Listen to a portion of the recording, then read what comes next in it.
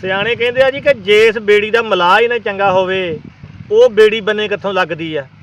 ਗੱਲ ਸੱਚੀ ਆ। ਸਾਡੇ ਜਦੋਂ ਹੁਕਮਰਾਨ ਹੀ ਨਹੀਂ ਚੰਗੇ, ਅੱਲਾ ਨੇ ਇਹਨਾਂ ਨੂੰ ਕੋਈ ਹਦਾਇਤ ਹੀ ਨਹੀਂ ਦਿੱਤੀ ਹੋਈ, ਤੇ ਸਾਡੀ ਕਿਸਾਨਾਂ ਦੀ ਜ਼ਿਮੀਂਦਾਰਾਂ ਦੀ ਕਿੱਥੋਂ ਬੇੜੀ ਬੰਨੇ ਲੱਗਣੀ ਆ। ਅਸੀਂ ਮਰਨਾ ਹੀ ਆ ਤੇ ਮਰੀ ਜਾਣ ਡਏ ਆ। ਤੁਸੀਂ ਵੇਖ ਲਓ ਕਣਕਾਂ ਲੋਕਾਂ ਦੀਆਂ ਅੰਦਰਾਂ ਦੇ ਵਿੱਚ ਪਈਆਂ ਮਿੱਟੀਆਂ ਬਣ ਗਈਆਂ। ਅਖੀਰ ਲੋਕਾਂ ਨੇ ਵਿਚਾਰਿਆਂ ਨੇ ਕਰਨਾ ਕੀ ਸੀ, ਉਹ ਭੰਗਾਂ ਦੇ ਭਾਰ ਰੋੜ ਦਿੱਤੀਆਂ ਤੇ ਕੁਛ ਲੋਕਾਂ ਉਧਾਰ ਦੇ ਦਿੱਤੀਆਂ। ਉਹ ਉਧਾਰੀਏ ਜਿਹੜੇ ਸੀ ਉਹਨਾਂ ਨੇ ਕਿਹਾ ਚਲੋ ਜੀ ਠੀਕ ਹੈ, ਚੰਗਾ ਸਲਾਮ ਅਲੈਕਮ।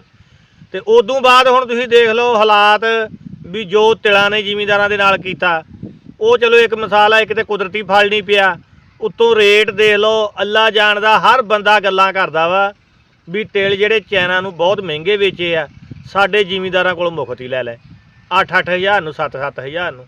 ਯਾਰ ਇਹ ਕੋ ਇਨਸਾਫ ਆ? ਜ਼ਿਮੀਂਦਾਰ ਤਾਂ ਵਿਚਾਰੇ ਮਾਰੇ ਗਏ।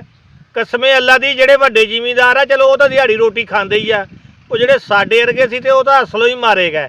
ਤੇ ਆ ਹੁਣ ਕੱਲ੍ਹ ਪਰਸੋਂ ਦੀ ਨਵੀਂ ਗੱਲ ਹੁਣ ਤੁਰੀ ਹੋਈ ਆ ਵੀ ਕਮਾਦ ਦਾ ਰੇਟ ਜੀ 250 ਰੁਪਈਆ ਕੱਢਣਾ।